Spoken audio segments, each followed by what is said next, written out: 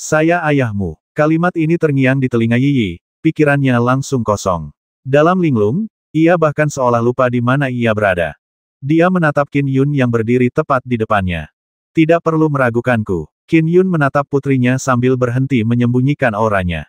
Garis keturunan mereka yang sama menyentuh hingga ke sumsum tulang dan langsung ke jiwa seseorang.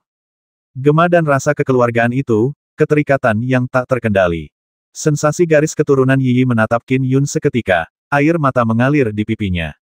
Saat itu, kenangan berkelebat di benaknya bagai kilat. Ia pernah terpenjara di dunia Fin Celestial.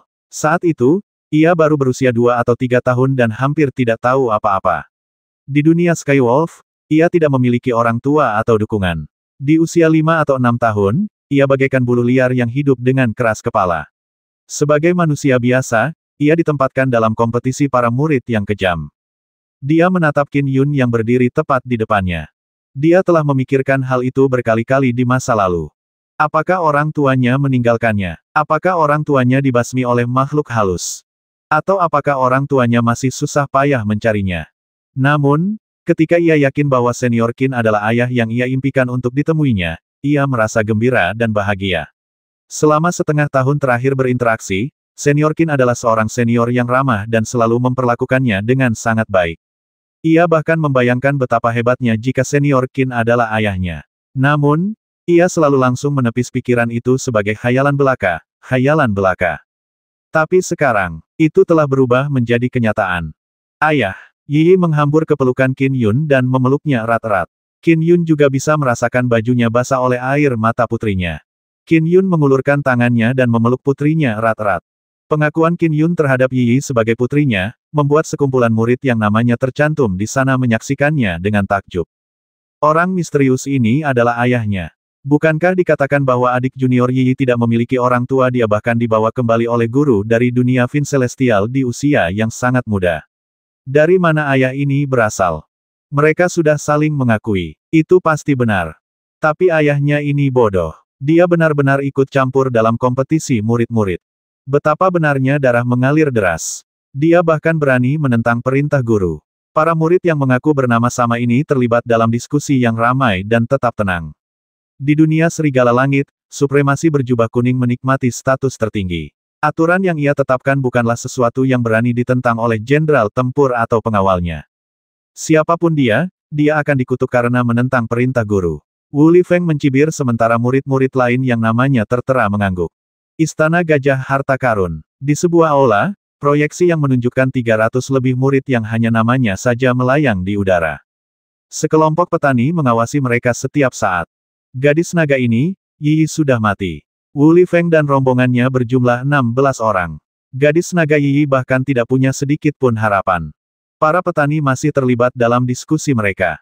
Mereka sudah cukup terbiasa melihat para murid saling membasmi. Selama tidak ada ahli yang kuat yang muncul untuk ikut campur dalam kompetisi para murid, mereka tidak punya alasan untuk peduli dengan apa yang mereka lihat. Oh, itu adalah Guardian yang baru dipromosikan, Qin Yun. Kenapa dia berani ikut campur? Seharusnya dia tahu aturannya. Sekelompok kultivator tercengang saat mereka melihat Qin Yun muncul dan meniadakan angin hitam Wu Lifeng. Sang penjaga baru, beranikah dia menentang larangan supremasi jubah kuning? Di aula, ada seorang tetua yang bertugas mengawasi para kultivator. Raut wajahnya muram ketika ia berkata dengan jelas, penjaga yang baru dipromosikan, Qin Yun, telah melanggar larangan supremasi. Ia telah ikut campur dalam kompetisi para murid. Semua jenderal tempur dan penjaga harap bertindak cepat untuk menangkapnya. Hukumannya akan dijatuhkan ketika supremasi keluar dari pengasingan. Suaranya terdengar di telinga setiap jenderal tempur dan penjaga di benua Skywolf kecuali Qin Yun. Di sebuah gua tempat tinggal tertentu di Istana Gajah Harta Karun. Chufu dengan santai memoles pedang suci di tangannya. Ia menikmati memoles pedang bahkan saat ia masih manusia biasa. Meskipun telah hidup bertahun-tahun, ia tetap mempertahankan kebiasaan ini. Saat memoles pedang, ia akan merasa sangat halus, baik hati maupun pikiran, seolah-olah hatinya menyatu dengan pedang. Guardian yang baru dipromosikan, Qin Yun, telah menentang larangan supremasi. Dia telah ikut campur dalam kompetisi para murid. Semua jenderal tempur dan Guardian harap segera bertindak untuk menangkapnya. Hukumannya akan dijatuhkan ketika supremasi keluar dari pengasingan. Hantu seorang tetua muncul di udara sambil mengucapkan kata-kata ini. Sebuah proyeksi mengiringinya, memperlihatkan 16 murid yang namanya sama dengan Yi, dan Qin Yun yang muncul untuk menghentikan mereka. Chu Fu tercengang. Saudara Qin Yun, dia. Chu Fu merasa tidak percaya.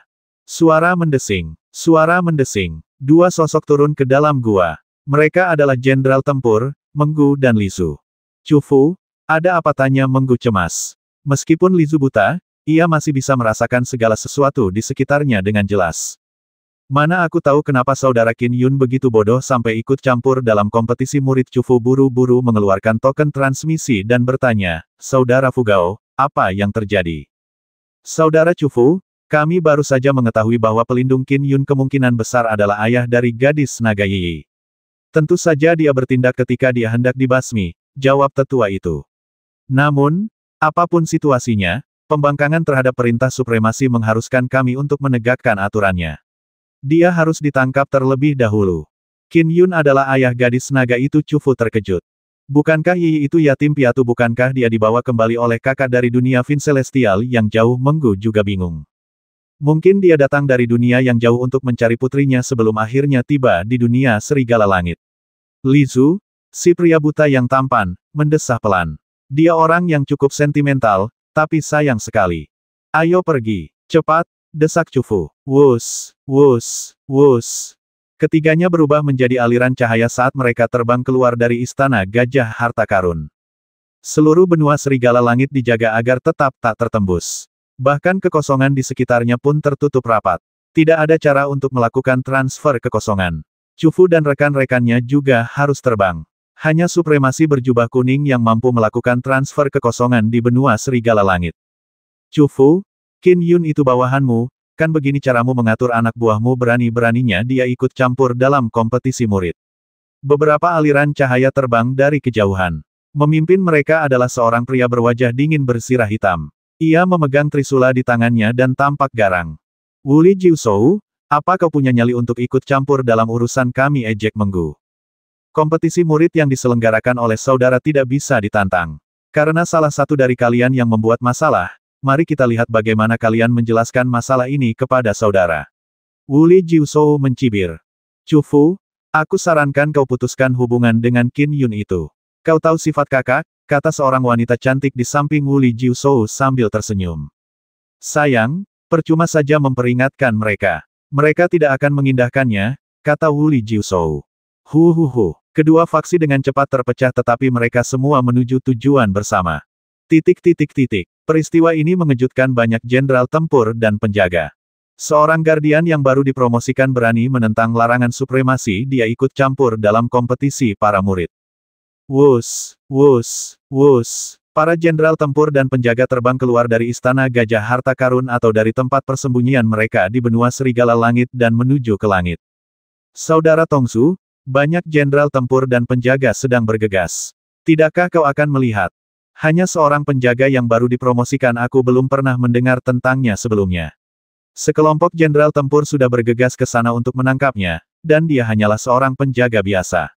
Aku tidak perlu ikut campur. Salah satu dari 29 jenderal tempur di bawah supremasi jubah kuning, Tong Zuyan, yang cukup berpengaruh, bahkan tidak mau repot-repot dengan masalah itu.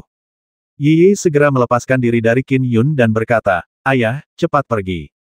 Pergi sekarang. Jangan ikut campur urusanku. Aku murid supremasi. Kompetisi para murid, melarang campur tangan dari pihak luar. Aku sudah mengambil tindakan. Qin Yun menatap putrinya.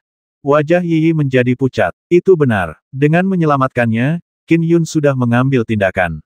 Sudah terlambat untuk menyesal. Di antara kelompok murid yang hanya mengaku namanya, pemimpin mereka, Wuli Feng berjubah hitam, tertawa terbahak-bahak, dengan bertindak, kau telah melanggar aturan guru. Aku yakin para jenderal tempur dan penjaga sudah bergegas ke sini untuk menangkapmu. Apa yang harus kita lakukan? Yi sedikit cemas. Kalau kau menjauh saja dan berjanji tidak akan ikut campur lagi dalam urusan kami, mungkin guru akan bersikap lunak. Tapi kalau kau terus ikut campur dalam kompetisi para murid dengan bodohnya, mengingat sifat guru, peluangmu untuk selamat pun nol, kata Wuli Feng sambil mencibir. Cepat tinggalkan tempat ini. Pertarungan di antara kami para murid bukanlah sesuatu yang bisa kau ganggu, teriak murid lain yang mengaku bernama sama sambil tertawa. Qin Yun melirik sekilas ke arah murid-murid yang namanya tertera di sana dan berkata, Yi adalah putriku. Tak seorang pun boleh menyakitinya. Sungguh arogan. Ekspresi Wu Lifeng merosot saat ia meraung, kau baru di alam jiwa esensi. Aku cukup tertarik melihat seberapa hebat kemampuanmu. Setelah berkata demikian, ia membalikkan tangannya dan mengeluarkan tombak. Ia berubah menjadi angin hitam yang menyerbu ke arah Qin Yun.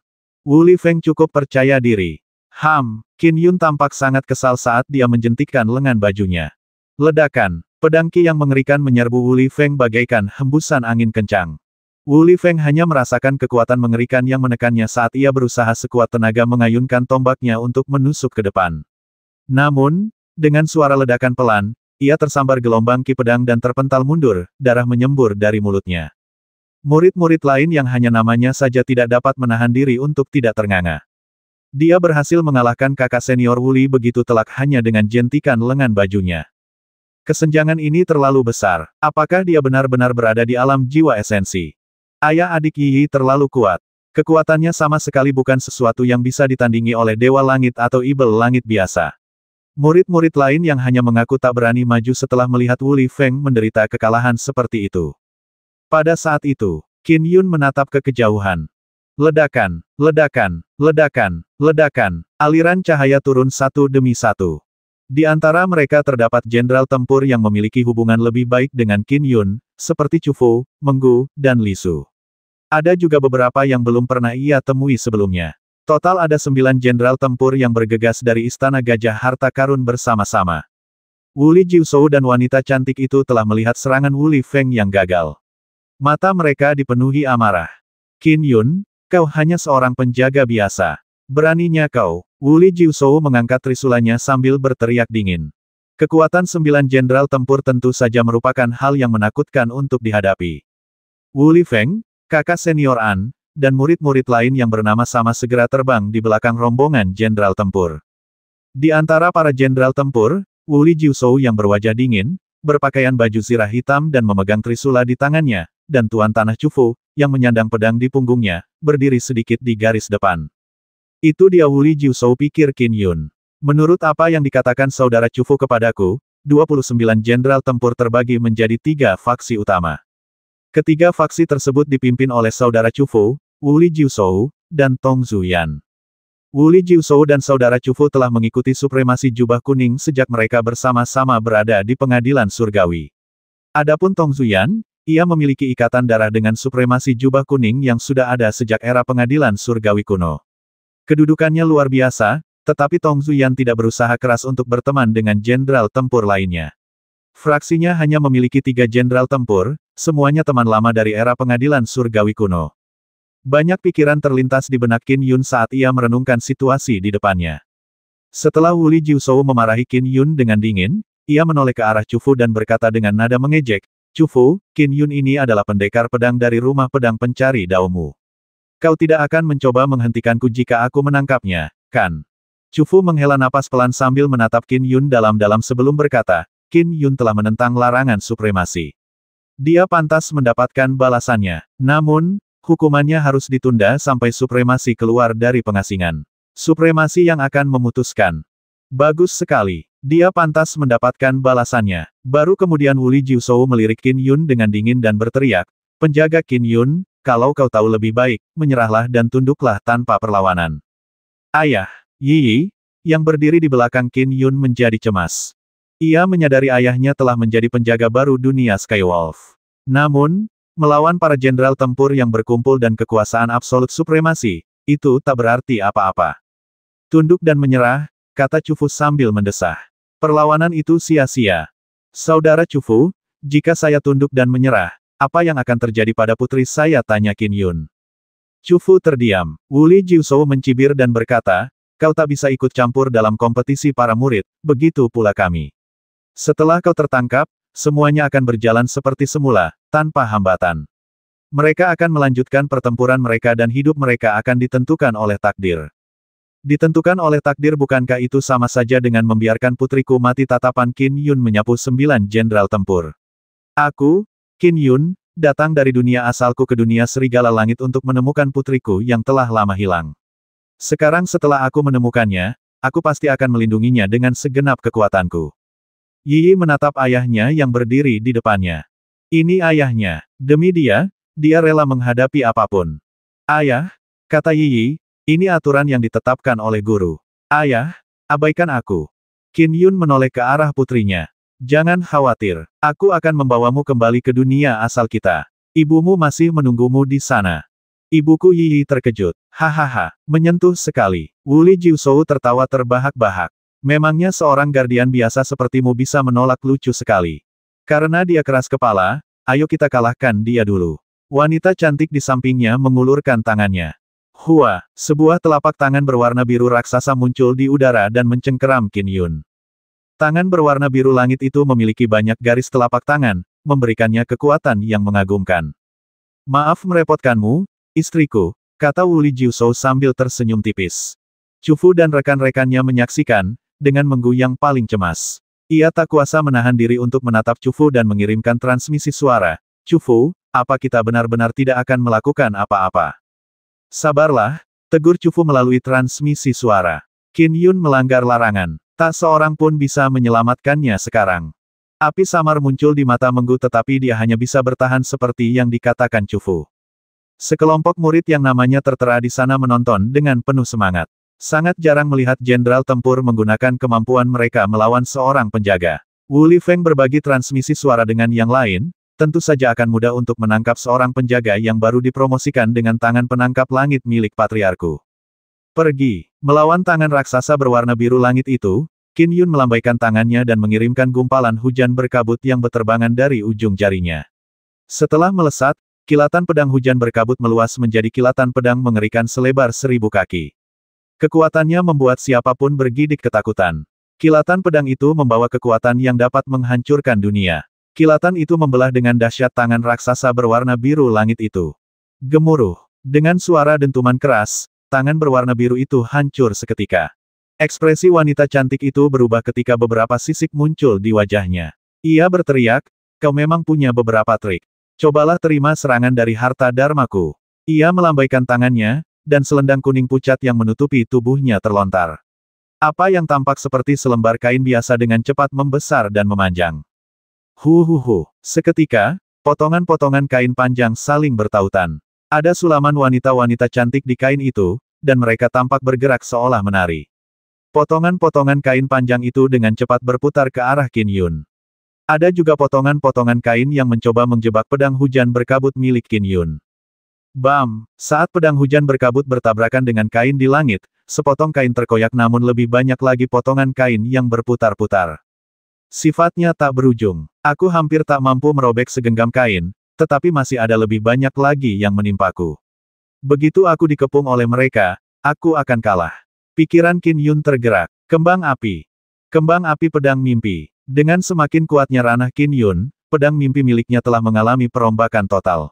Semua serangannya sama kuatnya, tetapi masing-masing memiliki ciri khasnya sendiri. Kembang api itu ampuh menangkis serangan area of effect. Dengan peningkatan terbarunya, kembang api itu bisa terbagi menjadi hampir 100 kilatan pedang. Setiap kilatan pedang masih mengandung hampir 30% dari total kekuatan pedang hujan berkabut.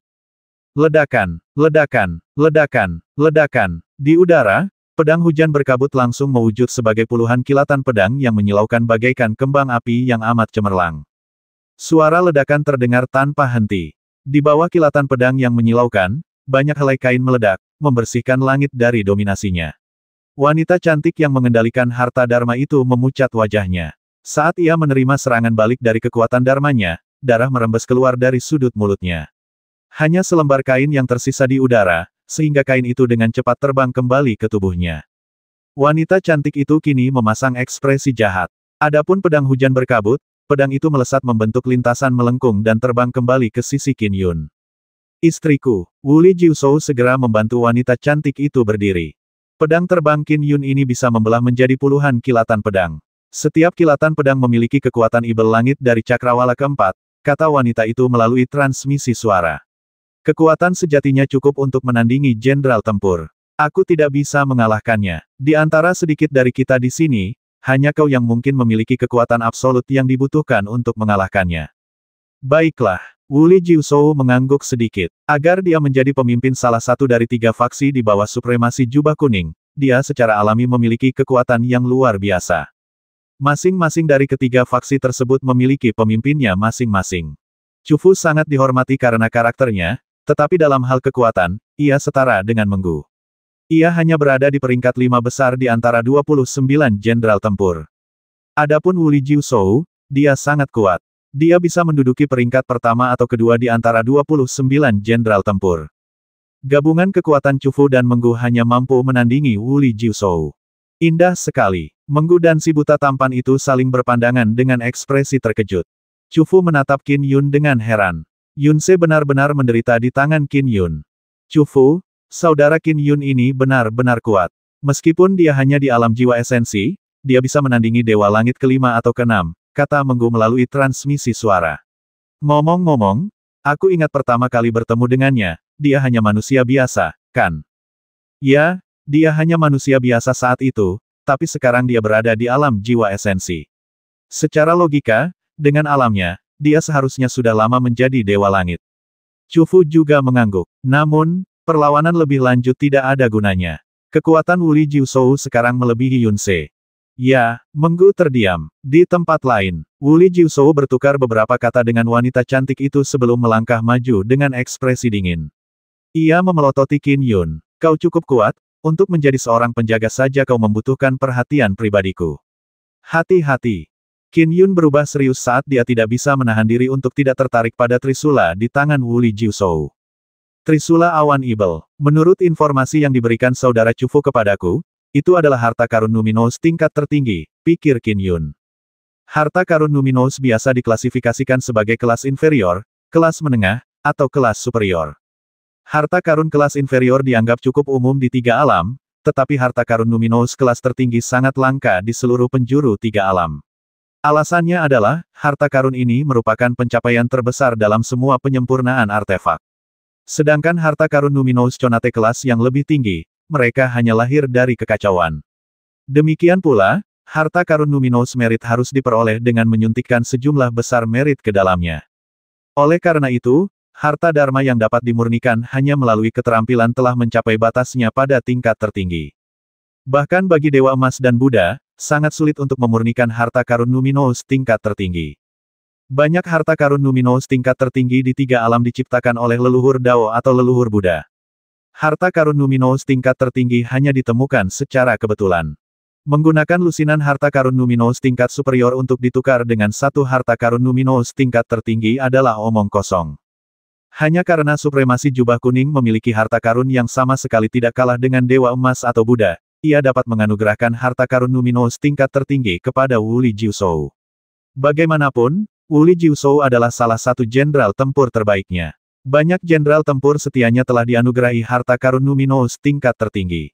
Rasakan ini. Wuli Jiushou menyerang dengan berani sambil menebas dengan Trisula Awan Ibel.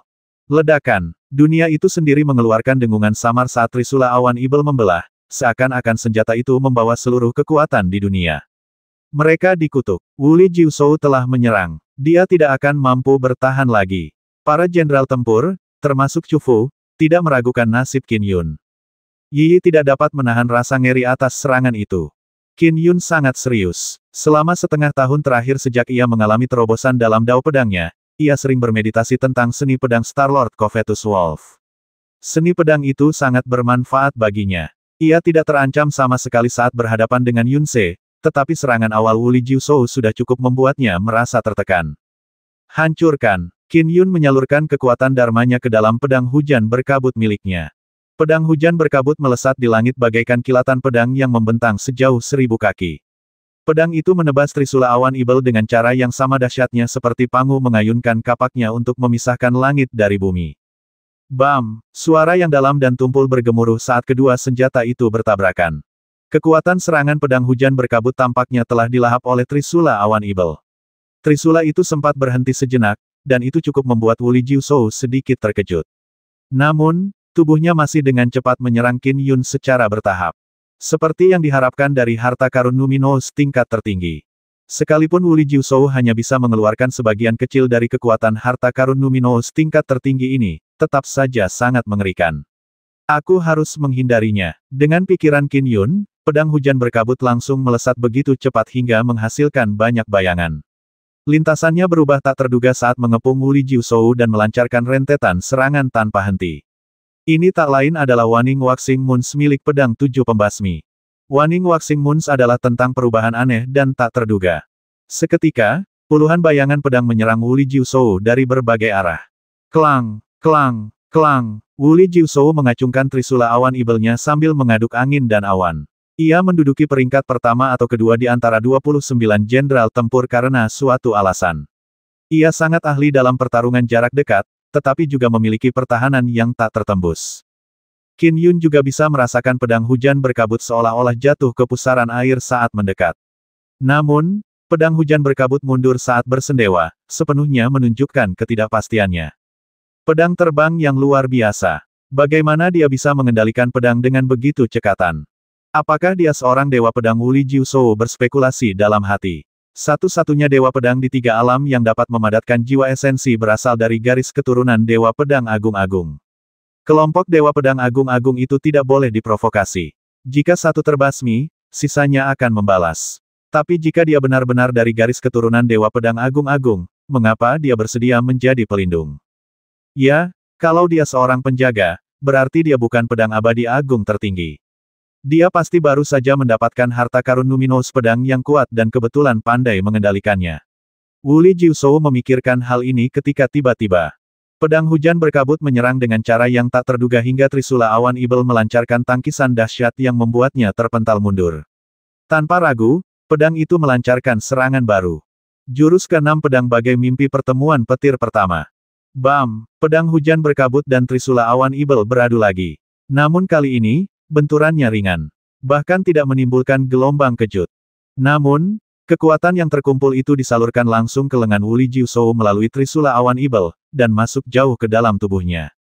Meskipun pedang hujan berkabut telah mengerahkan kekuatan yang lebih sedikit dari biasanya, sisa kekuatannya mampu membuat tubuh Wu Li Jiuzhou terasa berat. Darah kehidupannya mulai mendidih saat ia mengayunkan trisula awan ibelnya sedikit lebih lambat. Puff! Pedang hujan berkabut segera melancarkan serangan berikutnya. Wu Li Jiuzhou, yang telah kehilangan kecepatan dengan trisula awan ibelnya, gagal menangkis pedang hujan berkabut, sehingga pedang itu menusuk dadanya. Zirah hitamnya adalah zirah harta karun Numinous tingkat tinggi yang langka, tetapi serangan Qin Yun adalah pertemuan petir pertama yang rumit. Zirah harta karun Numinous tingkat tinggi itu hanya mampu melemahkan sebagian kekuatannya karena sisa-sisa kekuatannya langsung menyusup ke tubuh Wu Li Jiuzhou. Wu Li Jiuzhou merasakan tubuhnya mengejang saat seteguk darah mengalir deras ke mulutnya. Wajahnya memerah. Hal ini membuat Yun Se, Chu Fu, Meng Gu, dan seluruh jenderal tempur lainnya yang menyaksikannya merasa khawatir. Seorang guardian yang baru dipromosikan melakukan hal ini. Dia benar-benar berhasil menempatkan Wu Li Jiuzhou pada posisi yang tidak menguntungkan. Wus, wus, wus. Sekelompok besar sosok lain tiba dengan lantang. Di antara mereka terdapat 6 jenderal tempur dan puluhan penjaga. Mereka tidak terburu-buru dan terbang santai. Mereka bahkan mengamati pertempuran di kejauhan menggunakan mantra. Ketika mereka menyadari bahwa Yun Se bukanlah tandingan Qin Yun, mereka segera mempercepat dan akhirnya tiba. Apa yang sedang terjadi? Bahkan Wu Li Jiuzhou pun dirugikan. Kelompok jenderal tempur dan sejumlah besar penjaga merasa tak percaya. Adapun 16 murid yang hanya mengaku sebagai murid sebelumnya, mereka semakin tidak terlihat mencolok ketika berada di tengah sekelompok besar jenderal tempur dan penjaga dengan aura yang kuat. Namun, mereka juga tercengang oleh pria bernama Qin Yun yang berdiri di depan Yi. Apakah dia benar-benar berhasil melawan Wu Li Jiuzhou sendirian, yang memiliki kedudukan sangat tinggi di antara para jenderal tempur? Siapa sebenarnya ayah dari adik Yi? Dia hanya berada di alam jiwa esensi meskipun sangat kuat. Apakah dia punya asal-usul khusus? Gumam mereka dalam hati. Para penonton terkejut. Wu Li Jiuzhou merasa malu. Siapa identitasnya? Dia sebenarnya telah dilukai oleh jiwa esensi. Aku sudah berencana menangkapmu hidup-hidup, jadi aku menahan diri. Aku tak pernah menduga ini. Sepertinya aku telah meremehkanmu. Wu Li Jiuzhou mencibir saat tubuhnya mulai bergeser dan berputar. Ledakan. Ia berubah menjadi ibel humanoid raksasa setinggi 3.000 kaki. Meskipun masih bertubuh humanoid, ia kini memiliki kepala ikan yang mengerikan dan jelek di atasnya. Kumis ikan itu berkibar-kibar di langit sementara awan-awan tampak berputar-putar di sekelilingnya. Dia telah menunjukkan wujud aslinya. Tak disangka Wu Li Jiushou telah dipaksa ke dalam kondisi ini. Chu Fu dan rekan-rekannya berpikir dalam hati. Ledakan, Trisula awan ibel, yang juga telah mengembang hingga puluhan ribu kaki panjangnya, menyapu bagaikan pilar surgawi. Trisula itu membawa awan-awan raksasa, karena kekuatannya jauh lebih dahsyat dari sebelumnya. Qin Yun berdiri di depan putrinya, tatapannya tajam saat ia mengendalikan pedang hujan berkabutnya untuk merobek gelombang yang bergulung dan berbenturan dengan Trisula. Bam! Kini, pertemuan petir pertama terhalang oleh lapisan-lapisan awan. Meskipun lapisan demi lapisan awan telah terkoyak, masih ada jarak yang harus ditempuh untuk menghadang permukaan Trisula awan ibel. Meskipun terhalang awan, pedang terbang itu masih mampu menyerap sebagian kekuatan yang terkumpul. Pedang itu menyalurkan sebagian kekuatannya ke tubuh Wu Li Jiushou, tetapi kekuatan yang tersisa terlalu lemah. Wu Li Jiushou mampu mengabaikannya sepenuhnya sambil menatap tajam ke arah Qin Yun. Bulan cerah malam dingin, 1000 kebencian. Bintang seperti hujan. Berbagai gerakan pedang dilancarkan satu demi satu. Bisa jadi itu adalah turunnya suhu dingin yang ekstrim, serangan badai petir yang tak henti-hentinya, atau jurus pedang yang sangat tajam. Tak peduli apapun, Fin Cloud Trident berhasil menangkis semuanya. Qin Yun, penggunaan Trisula awan ibel Wu Li Jiushou dengan kekuatan penuh mampu menandingi ibel langit cakrawala ke-7 atau ke-8. Jika kau tak mampu menahannya, cepatlah mengaku kalah. Jangan biarkan dirimu terbasmi hanya dengan satu serangan Trisulanya. Chu Fu mengirimkan transmisi suara. Qin Yun melirik Chu Fu yang jauh. Kali ini, dia benar-benar mengecewakan Chu Fu. Ledakan, Trisula awan ibel sudah ada di depannya. Kilatan pedang siklus. Qin Yun melancarkan jurus pedang yang paling ia kuasai. Jurus ini juga merupakan puncak dari dao pedangnya. Bersenandung, kilatan pedang siklik yang bagaikan tirai air, membentuk bola kilatan pedang raksasa, menyelimuti Qin Yun dan Yi Yi dalam penghalang setinggi 1000 kaki. Ledakan, Trisula awan ibel memiliki kekuatan dahsyat yang menghantam kilatan pedang siklik. Titik yang terkena serangan menjadi tertekan saat tirai air mulai berputar, menghilangkan kekuatan di seluruh kilatan pedang siklik. Setelah itu, titik yang tertekan itu dipulihkan. Oh, mata di kepala ikan jelek Wu Li Jiushou dipenuhi dengan keterkejutan. Air mata awan ibel. Wu Li Jiushou sangat marah. Ledakan, ledakan, ledakan, ledakan, ledakan, ledakan. Trisula awan ibel menyerang berulang kali. Kilatan pedang siklik tertekan setiap kali, tetapi masih mampu menahan setiap serangan. Qin Yun merenung dalam hati ketika melihat ini. Dari segi fondasi, aku mungkin lebih baik daripada Arhat Tenside dan AP Fin Junior dari dunia agung yang bercahaya. Mereka berdua adalah jiwa esensi puncak cakrawala ketiga. Kekuatan Dharma mereka tidak jauh lebih lemah daripada Dewa Langit Cakrawala ketiga. Alam Dao pedangku bahkan lebih tinggi. Formulasi Dharma yang digunakan untuk memadatkan jiwa esensiku diciptakan secara pribadi. Kekuatan Dharmaku mungkin sebanding dengan Dewa Langit Cakrawala ketiga dari garis keturunan Dewa Pedang Agung-Agung. Sebagai manusia biasa, ia memiliki fondasi inti emas berwarna ungu kemasan. Alam jiwa esensinya juga memiliki fondasi yang sangat kuat. Para Dewa Langit-Langit kelima atau keenam dari garis keturunan Dewa Pedang Agung-Agung semuanya mampu melawan orang-orang di atas level mereka. Mereka mungkin bisa menghajar Wu Li Jiushou sampai babak belur. Pikir Qin Yun. Dibandingkan mereka, kekuatan Dharma dan senjataku sedikit lebih lemah. Seharusnya aku bisa memberikan kekuatan Dewa Langit-Langit keenam biasa. Meskipun aku bukan tandingan Wu Li Jiushou, aku masih bisa bertahan melawannya. Formulasi Dharma yang kugunakan untuk memadatkan jiwa esensi menggunakan dao pedang siklus surgawi sebagai fondasinya. Kilatan pedang siklusku adalah yang terbaik, pikir Qin Yun. Pedang siklus surgawi dao mengejar kesempurnaan tertinggi. Siklus surgawi yang disempurnakan, juga merupakan pertahanan yang sangat tidak dapat ditembus. Wu Li Jiushou menyerang dengan sekuat tenaga, memaksa Qin Yun untuk bertahan. Namun, ia tidak mampu menembus pertahanan terakhirnya. Hal ini membuat Yun Se dan jenderal tempur serta penjaga lainnya kebingungan. Kakak ipar, apa yang harus kita lakukan? Tanya seorang jenderal tempur di sampingnya melalui transmisi suara. Perlukah kami membantu? Kekuatan Jiushou jauh melebihi kita. Sekalipun kita membantu, kita mungkin tidak akan mampu menembus penghalang pedang itu, jawab Yun Se melalui transmisi suara. Akan lebih memalukan lagi jika beberapa jenderal tempur gagal menembusnya. Ya, teman di sampingnya mengangguk sedikit. Wuli Jiuzhou melanjutkan pertarungan 1 lawan 1 ini terdengar lebih baik. Bagaimana dengan mereka yang menggabungkan kekuatan? Tidak masalah jika mereka berhasil menembus penghalang, tetapi mereka akan semakin malu jika upaya gabungan mereka gagal. Di Istana Gajah Harta Karun. Suasana sunyi dan sunyi di istana tempat supremasi berjubah kuning bersemayam. Bahkan tak ada seorang pun pelayan di aulanya. Seorang pria berjubah Tao yang diselimuti bulu kuning sedang bersandar di pilar di sepanjang koridor. Ia sedang mabuk berat. Dikatakan bahwa supremasi berada dalam pengasingan. Namun, nyatanya, di wilayah kekuasaannya, pengasingan sejati akan memakan waktu ribuan, bahkan puluhan ribu tahun. Meskipun ia mengaku sedang menyendiri, ia sebenarnya tidak ingin bertemu dengan bawahannya. Ia ingin tetap diam dalam kesunyian.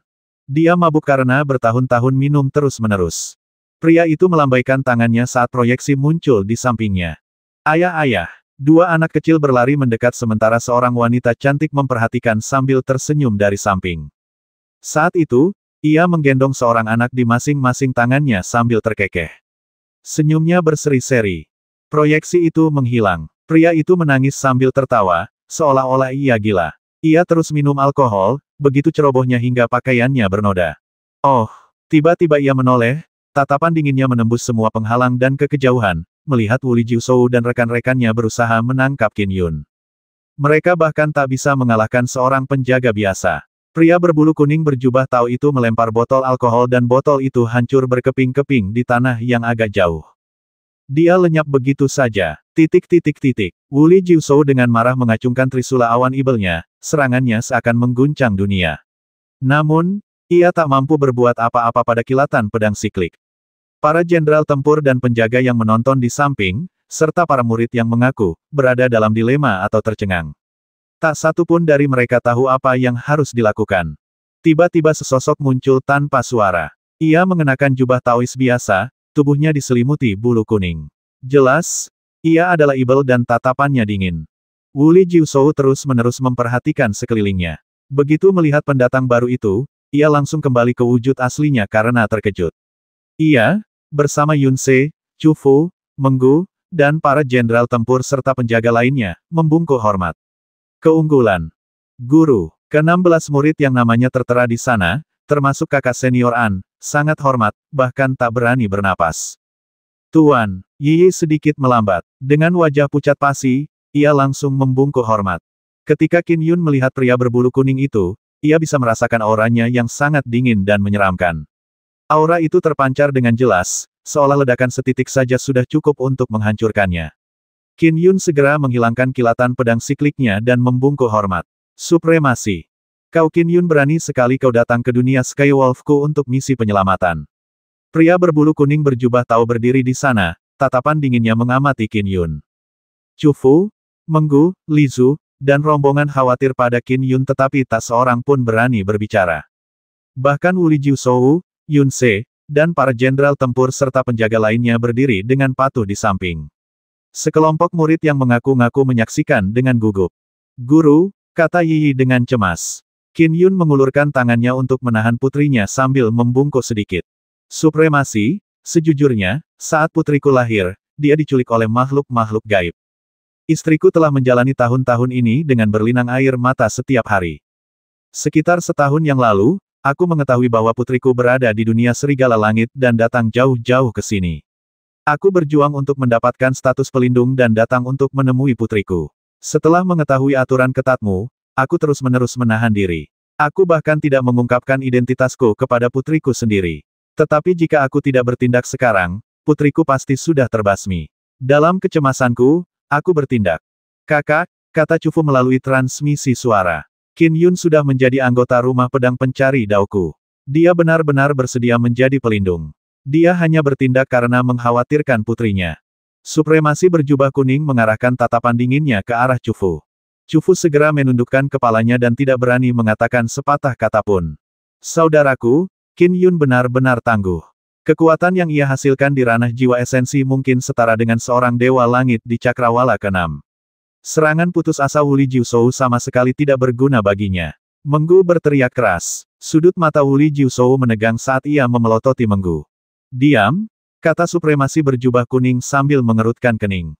Di antara para mantan bawahannya, Menggu memiliki temperamen paling berapi-api karena garis keturunan Dewa Perkasa Zurong. Oleh karena itu, supremasi jubah kuning lebih toleran terhadapnya karena hanya dialah yang memiliki temperamen berapi-api. Baiklah, Menggu menjawab dan tidak berbicara lebih jauh. Supremasi berjubah kuning melirik Qin Yun dan berkata dengan acuh tak acuh, apa yang ingin kau lakukan dengan datang ke dunia serigala langit membawa putrimu pergi bersamamu? Qin Yun berkata dengan sopan, di antara para murid yang namanya disebutkan, putriku terlalu muda dan lemah. Bahkan jika dia terus berpartisipasi dalam kompetisi ini, dia hanya akan berakhir mati. Supremasi, mungkin kau bisa mengampuni nyawanya. Anggap saja dia telah gagal dan tersingkir dari kompetisi para murid, sehingga kita berdua, ayah dan anak, dapat bersatu kembali. Aku pasti akan. Hahaha, supremasi berjubah kuning tertawa terbahak-bahak, tawa gila yang menggema di seluruh area. Qin Yun agak terkejut. Tak seorang pun berani berkata apa-apa saat tawa yang memekakkan telinga itu bergema. Ayah dan anak bisa bersatu kembali, kilatan tajam melintas di mata supremasi berjubah kuning. Apa ini, apa kau pernah mendengar cerita tentangku dan berpikir aku akan mengasihanimu? Ekspresi Qin Yun sedikit berubah. Tidak, aku hanya. Kau datang untuk memohon padaku. Dia datang untuk memohon padaku. Semua orang datang untuk memohon padaku. Lalu, apa gunanya punya aturan cibir supremasi berjubah kuning? Kompetisi murid-murid yang kutetapkan mengharuskan semua murid untuk mematuhi aturan. Entah mereka bertahan hidup menjadi 3 murid ajaran warisan terakhir atau mereka mati. Itulah aturannya. Qin Yun menahan diri karena dia ingin melanjutkan dengan punggung menunduk. Lagi pula, kekuatan adalah segalanya di dunia ini. Cibir supremasi berjubah kuning. Tanpa kekuatan, kau hanyalah sebuah akhir.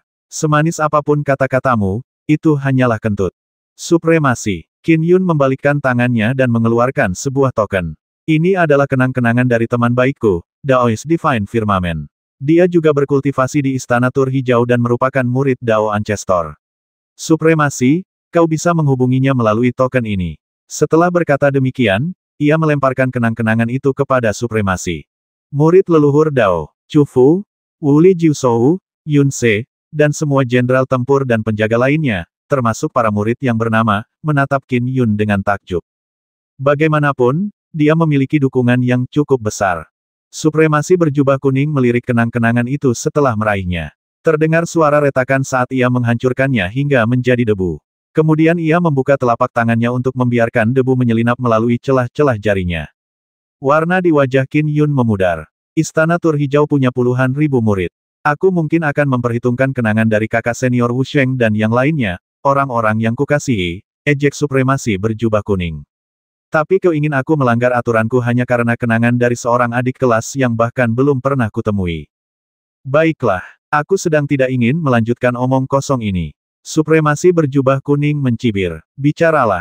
Siapa yang memberitahumu bahwa putrimu ada di dunia serigala langit? Benua serigala langit sepenuhnya tertutup. Hanya tokoh-tokoh perkasa yang bisa memata-matainya. Siapa tokoh perkasa yang mendukungmu? Sosok perkasa Chu Fu, saudara Qin Yun benar-benar punya sosok perkasa yang mendukungnya. Menggu membelalakkan matanya saat ia tak kuasa menahan diri untuk mengirimkan transmisi suara kepada Chu Fu. Putrinya selalu tinggal di benua serigala langit. Secara logika, sulit bagi siapapun di dunia luar untuk memata-matai benua serigala langit kecuali mereka adalah tokoh-tokoh perkasa. Chu Fu juga menatap Qin Yun dengan takjub. Tidak heran dia bisa menjadi pelindung saat masih manusia. Aku tidak pernah menyangka akan ada tokoh perkasa yang membantunya. Sosok yang perkasa, Wuli Jiushou dan rombongan juga tercengang. Kakak senior An, Wuli Feng, dan murid-murid lain yang namanya tercantum di sana sungguh tak terbayangkan. Sosok-sosok perkasa itu praktis menjadi legenda bagi mereka. Apa asal-usul ayah suster junior Yi? Mereka semua diam-diam bertanya-tanya. Yi juga menatap ayahnya. Qin Yun merasakan ada yang mengganjal di hatinya. Sosok perkasa yang mendukungnya. Orang yang memberitahunya bahwa putrinya berada di dunia serigala langit adalah Puku Dragon Lord. Namun, hubungan para naga dengan supremasi jubah kuning sangat buruk. Jika dia menyebut nama Puku Dragon Lord, mungkin keadaan akan semakin buruk. Lagi pula, dia hanya bisa menghubungi Puku Dragon Lord melalui bantuan naga langit kuno Laut Barat. Bahkan saat itu, Puku Dragon Lord baru setuju untuk membantu setelah ditawari harta karun Numinous kelas atas.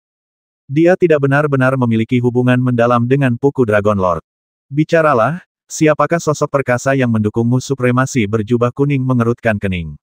Ia harus berhati-hati jika melibatkan sosok perkasa. Sekalipun kekuatan sejatinya setara dengan sosok perkasa, kemampuannya untuk menyimpulkan rahasia surga dan meramal masa depan masih kalah dibandingkan dengan sosok perkasa. Misalnya, Puku Dragon Lord dapat dengan mudah menyimpulkan bahwa Putri Qin Yun berada di dunia serigala langit. Ini adalah keterampilan yang unik bagi sosok perkasa. Berkomplot melawan tokoh-tokoh perkasa seperti Dewa Emas dan Buddha sangatlah sulit. Supremasi jubah kuning memang kuat, tetapi wilayah kekuasaannya tidak memadai, membuatnya rentan terhadap rencana jahat yang direncanakan dengan matang. Hal ini mengakibatkan situasinya saat ini. Maafkan saya, tapi saya tidak bisa memberitahu Anda, kata Qin Yun. Para jenderal tempur, penjaga, dan murid-murid yang mengaku hampir terkesiap karena terkejut. Kamu tidak bisa mengatakannya. Supremasi berjubah kuning mencibir. Kau pikir aku tidak bisa memahaminya kalau kau diam saja kau berada di alam jiwa esensi, tapi kekuatanmu setara dengan Dewa Langit ke-6. Itu bukan sesuatu yang bisa dikembangkan siapapun. Sambil berkata demikian, matanya bersinar dengan cahaya keemasan saat dia menatap Qin Yun. Pandangan ini, memungkinkan dia untuk melihat dengan jelas gumpalan tajam kekuatan Dharma Pedang Abadi serta jiwa esensi dalam wujud orang mungil di dalam tubuh Qin Yun. Oh, supremasi berjubah kuning merasa khawatir. Wus, supremasi berjubah kuning langsung tiba di sisi Qin Yun dan mengulurkan tangannya untuk meraihnya. Kecepatannya begitu cepat sehingga Qin Yun bahkan tidak bisa bergerak. Mari ikut saya. Setelah berkata demikian, dia menghilang bersama Qin Yun. Wuli Jiushou, Yun Se, Chu Fu, Menggu, dan para jenderal tempur, penjaga, serta murid-murid lainnya terkejut. Supremasi berjubah kuning telah membawa Qin Yun pergi secara pribadi. Tuan, kumohon, aku mohon ampuni ayahku. Ampuni dia, teriak Yi saat ia tersadar dari lamunannya. Chu Fu, bawa Yi ke istana gajah harta karun. Suara supremasi berjubah kuning terdengar di telinga Chu Fu. Mata Chu Fu berbinar, dia segera terbang ke sisi Yi. Nona muda Yi, ikuti aku, kata Chu Fu. Chu Fu, Wuli Jiushou yang berada di dekatnya, melihat ini, langsung berteriak, apa yang kau lakukan kami, para jenderal tempur, tidak boleh ikut campur dalam kompetisi para murid. Chu Fu melirik Wuli Jiushou dan berkata dengan tenang, kakak sendiri yang memerintahkanku untuk membawa Yi ke istana gajah harta karun. Kenapa, kau ingin menghentikanku melaksanakan perintahnya? Wuli Jiushou langsung merasa terkekang dan tidak bisa berkata apa-apa lagi. Suara mendesing. Dengan Yi di belakangnya, Chu Fu berubah menjadi aliran cahaya dan terbang menuju istana gajah harta karun. Para murid yang mengaku bernama sama mendongak, bertukar pandang bingung. Dia dibawa pergi begitu saja apa yang terjadi dengan aturan non-intervensi kompetisi para murid. Sepertinya ayah suster junior Yi punya latar belakang yang cukup mengesankan. Mereka semua bergumam dalam hati. Supremasi berjubah kuning muncul di sebuah taman di istana gajah harta karun bersama Qin Yun. Supremasi berjubah kuning duduk dan memberi instruksi, duduk juga. Qin Yun patuh duduk. Setahu saya, di seluruh 3 alam, hanya pendekar pedang abadi dari garis keturunan pendekar pedang abadi agung-agung yang dapat memadatkan jiwa esensi. Supremasi berjubah kuning menatap Qin Yun dan bertanya dengan rasa ingin tahu. Tapi jiwa esensi pendekar pedang abadimu berwujud manusia. Ini bukan hasil karya garis keturunan pendekar pedang abadi agung-agung. Dari mana kau mendapatkan formula Dharma pendekar pedang abadi ini? Mengapa aku belum pernah mendengarnya? Saya menciptakannya sendiri, kata Qin Yun. Alis supremasi berjubah kuning terangkat saat dia mengamati Qin Yun dengan saksama. Supremasi berjubah kuning tidak merasa aneh ketika Qin Yun mengatakan dia menciptakan sendiri formulasi dharmanya. Dia bahkan sudah menebaknya. Jika bukan ciptaannya sendiri, Qin Yun pasti mempelajarinya dari orang lain. Itu berarti formula dharma itu sudah lama diciptakan. Dengan ketenaran silsilah pedang abadi di 3 alam, mustahil prestasi seperti itu bisa disembunyikan. Misalnya, ada leluhur Dao Agung tertinggi yang menciptakan silsilah pedang abadi agung tertinggi, dia dan yang lainnya pasti sudah merasakannya ketika formula Dharma jiwa esensi pedang abadi yang baru diciptakan. Jika Qin Yun mempelajarinya dari orang lain, para petinggi 3 alam pasti sudah lama mendengar tentang orang ini. Si jubah kuning pasti juga mengetahuinya. Kapan kau membuatnya sendiri? Tanya supremasi berjubah kuning. Apakah kau sudah memberitahu orang lain? Qin Yun tidak menyembunyikan masalah itu darinya dan berkata, saya sudah lama memikirkan formula Dharma pedang abadi. Namun, saya tidak pernah memiliki kepercayaan diri untuk mencobanya dengan sungguh-sungguh. Beberapa hari yang lalu, Putri saya dikejar oleh kakak laki-laki dan perempuannya, tetapi beruntung bisa lolos sendiri. Gelisah karena ketidakberdayaan saya memutuskan untuk mencoba menerobos. Saya baru saja memasuki alam jiwa esensi pagi ini. Tidak lama setelah terobosan saya menemukan bahwa putri saya sedang dikejar oleh sekelompok besar murid yang mengaku sebagai murid, memaksa saya untuk turun tangan. Karena urgensi masalah ini, saya belum memberitahu siapapun tentang formula Dharma Pedang Abadi Jiwa Esensi yang saya buat. Supremasi, Anda satu-satunya orang selain saya yang mengetahuinya. Hahaha, Supremasi berjubah kuning tertawa terbahak-bahak. Aku tak pernah menyangka kompetisi para murid akan memotivasimu untuk menciptakan formula Dharma untukmu sendiri. Dari kelihatannya, kompetisi para muridku memang ada gunanya. Qin Yun merasakan beban terangkat dari dadanya saat dia tersenyum sebagai tanggapan. Ngomong-ngomong, apakah kamu berasal dari salah satu dari dua garis keturunan Taois lainnya? Desak Supremasi berjubah kuning. Tidak, kata Qin Yun. Avatar leluhur Dao Harta Karun Luminous turun ke dunia asalku di zaman kuno untuk menyebarkan Dao. Karena itu, aku dianggap sebagai murid dari garis keturunan Harta Karun Luminous. Baiklah, Supremasi berjubah kuning mengangguk. Aku akan memberitahu guru tentangmu. Dengan temperamen guru, kemungkinan besar dia akan menerimamu sebagai murid. Nantinya, kita akan menjadi sesama murid. Qin Yun segera menyeringai senang saat ia segera berkata, terima kasih, Supremasi. Haha, kau harus mengubah caramu memanggilku nanti. Supremasi berjubah kuning tersenyum. Baiklah, pergilah menemui putrimu. Aku sudah memerintahkan Chufu untuk membawanya ke istana Gajah Harta Karun. Baiklah, aku sudah terlalu lama berpisah dengan putriku, dan ini pertama kalinya kita saling mengakui. Ada banyak hal yang ingin kita bicarakan. Selamat tinggal. Qin Yun segera berdiri. Qin Yun meninggalkan taman dengan perasaan senang dan beruntung. Ternyata lebih baik dari yang kuharapkan. Kupikir aku harus mencari kesempatan untuk memberitahunya bahwa aku telah menciptakan formula Dharma Pedang Abadi, pikir Qin Yun. Lagi pula, dia bersedia berbicara dengan leluhur Dao atas namaku. Ketika memikirkan bagaimana leluhur Dao akan menyadari masalah tersebut dan kemungkinan menerimanya sebagai murid, jantung Qin Yun tak dapat ditahan lagi. Leluhur Dao, entitas yang sangat dihormati oleh para kultivator Tao adalah tiga pribadi murni Taoisme. Tiga dewa murni Tao lahir dari kekacauan. Setelah mereka tercerahkan dalam Dao, ketiganya memperoleh kekuatan yang tak terbayangkan. Aliran pemikiran Tao didirikan oleh mereka bertiga. Dia punya kesempatan memiliki leluhur Dao sebagai gurunya. Fiuh, Qin Yun menghembuskan napas perlahan. Menurut dugaan Supremasi Jubah Kuning dan Cakrawala Ilahi Taois, kemungkinan besar leluhur Dao akan menerimaku sebagai murid. Namun, karena hal itu belum terjadi, aku belum bisa menganggapnya sebagai kepastian. Qin Yun memiliki hati Dao yang luar biasa yang memungkinkannya untuk perlahan-lahan mendapatkan kembali ketenangannya. Saudara Qin Yun, Chufu sudah menunggu di luar aula istana. Melihat Qin Yun keluar, ia berteriak keras. Saudara Chufu, Qin Yun buru-buru maju dan membungkuk. Saya sungguh-sungguh minta maaf karena telah berbohong kepada Anda. Kau melakukannya demi putrimu, kata Chufu sambil tersenyum. Ngomong-ngomong, putrimu sedang berada di gua tempat tinggalku. Ayo, cepatlah. Baiklah, Qin Yun mengangguk. Sementara itu, Yi berdiri di halaman gua kediaman Chufu. Ia menunggu dengan penuh harap, matanya dipenuhi kegugupan. Guru membawa ayah pergi. Apa rencananya? Apakah dia akan membasmi ayah? Apakah dia akan menyiksanya? Yi menjadi gelisah karena khawatir, berbagai macam pikiran berkecamuk di benaknya. Ayah harus baik-baik saja. Kumohon, jangan biarkan apapun terjadi padamu. Di tengah kegelisahannya, dua sosok berjalan mendekat dari kejauhan. Mereka tak lain adalah Chufu dan Qin Yun. Ayah, Yi berlari menghampiri dengan wajah gembira. Yi, Qin Yun tampak gembira melihat putrinya. Chufu memperhatikan sambil tersenyum. Ayah, Tuan tidak melakukan apapun padamu, kan? Yi menatap ayahnya dengan saksama.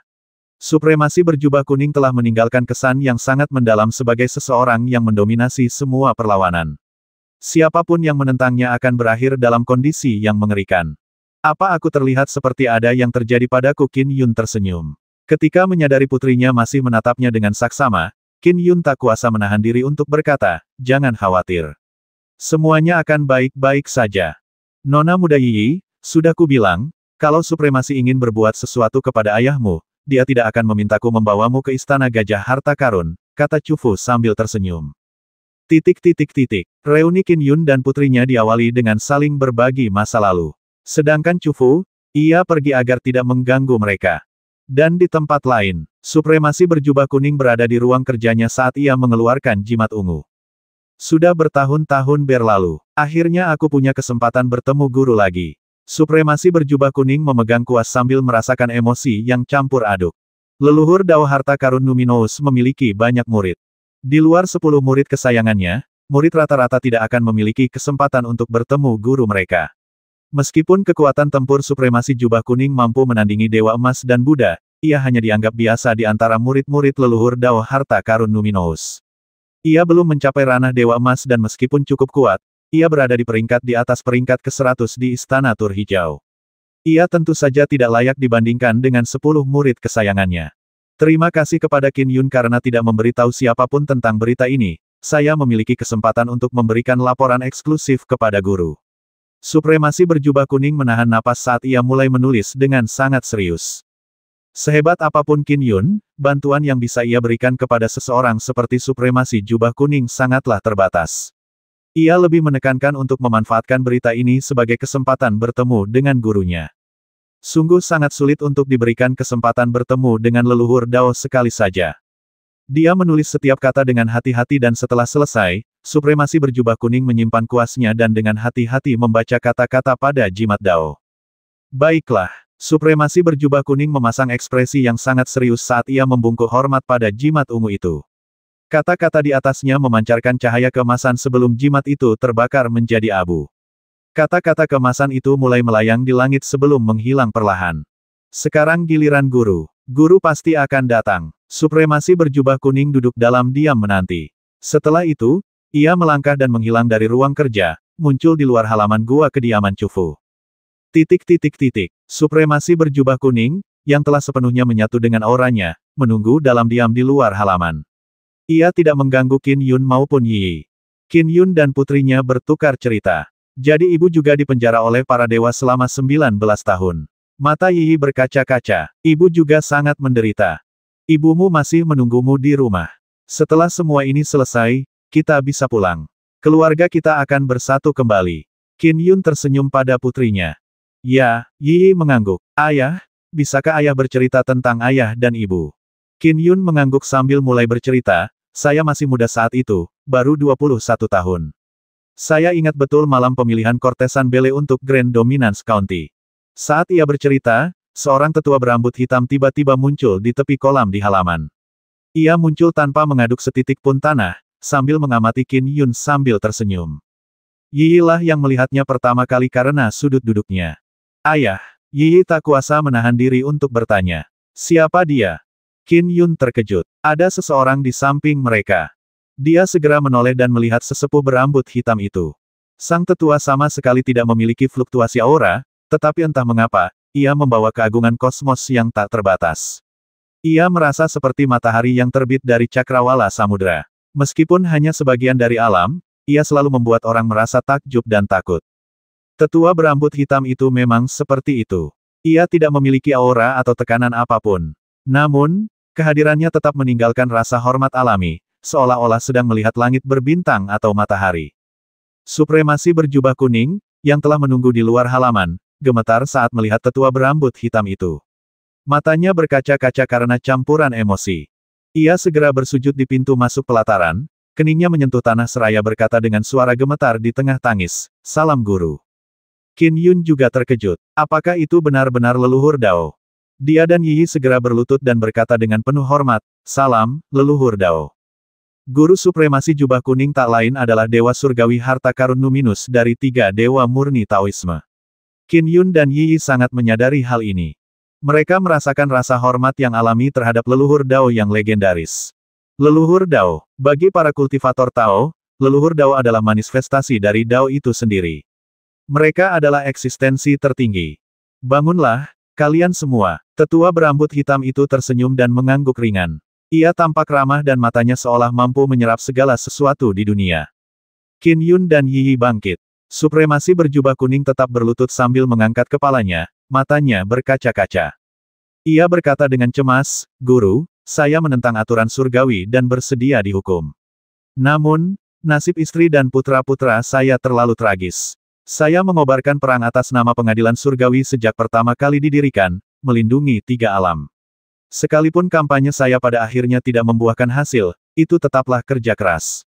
Namun, Kaisar Giok terlalu kejam.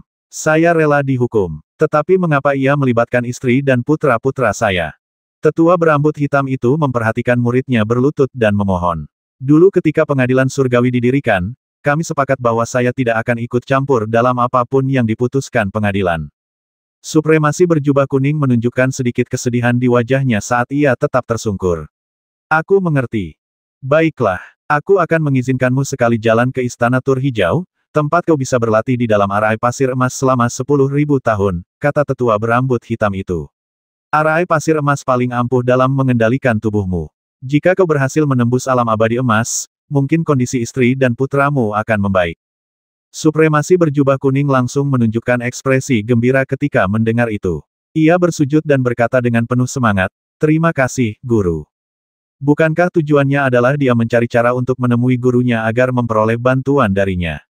Meskipun tuannya tidak dapat mencampuri urusan pengadilan surgawi, sedikit saja tindakan akan sangat membantunya. Apakah kamu Qin Yun? Tetua berambut hitam itu tersenyum pada Qin Yun. Ya, leluhur Dao. Qin Yun sangat sopan dan bahkan sedikit gugup. Saat berhadapan dengan leluhur Dao, dia tidak dapat menahan perasaan seperti sedang berhadapan dengan Dao besar itu sendiri.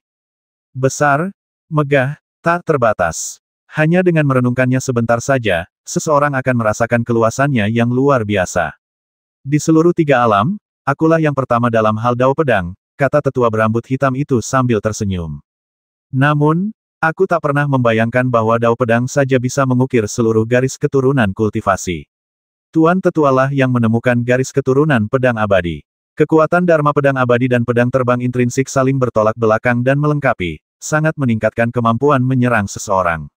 Hal ini membuat banyak dewa emas di 3 alam mencoba menyimpulkan, tetapi mereka hanya berhasil menyimpulkan formulasi Dharma pedang abadi yang fana. Kondensasi jiwa esensi menjadi kesulitan yang mustahil. Tetua berambut hitam itu mendesah. Kekuatan Dharma pedang abadi terlalu tajam. Mustahil untuk mencoba mengembangkannya secara normal menjadi jiwa esensi humanoid. Dan melakukannya seperti Tuan Tetua, menjadikan jiwa esensi pedang abadi seperti pedang. Pembuatan formulasi Dharma itu sangat sulit. Aku tak pernah menyangka setelah bertahun-tahun, seorang junior sepertimu akan berhasil memahaminya. Tetua berambut hitam itu menatap Qin Yun dan memuji, benar sekali. Semua sosok perkasa itu hanya menyimpulkan dari ketiadaan. Kau, di sisi lain, telah sepenuhnya mengalaminya. Hanya karena kau berada di level Dao pedangmu, kaulah yang memahaminya. Saya beruntung, jawab Qin Yun hormat. Jalan kultivasi itu sangat sulit. Tidak ada yang namanya keberuntungan. Dengan mampu memahaminya, kau telah menunjukkan kemampuanmu. Tetua berambut hitam itu mengangguk. Qin Yun, apakah kau bersedia menerimaku sebagai gurumu? Supremasi berjubah kuning yang sudah berdiri segera memberi isyarat dengan matanya. Qin Yun tentu saja mengerti maksudnya. Ia berlutut lagi dengan hormat. Ya, saya. Bagus. Tetua berambut hitam itu tersenyum dan mengangguk puas. Dengan ketukan ringan jarinya, sebuah jimat Dao emas mengembun di udara dan terbang mendekat. Qin Yun mengulurkan tangan untuk mengambilnya. Setelah meraihnya, jimat Dao emas menyatu di telapak tangannya dan meninggalkan bekas rahasia. Datanglah ke Istana Tur Hijau untuk menemuiku sesegera mungkin. Tetua berambut hitam itu tersenyum sebelum menghilang.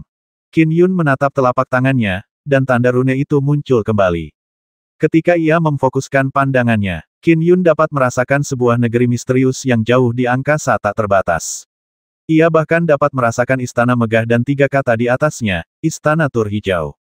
Itu adalah kediaman Dao Dewa Surgawi Harta Karun Numinous, salah satu dari 3 dewa murni yang legendaris.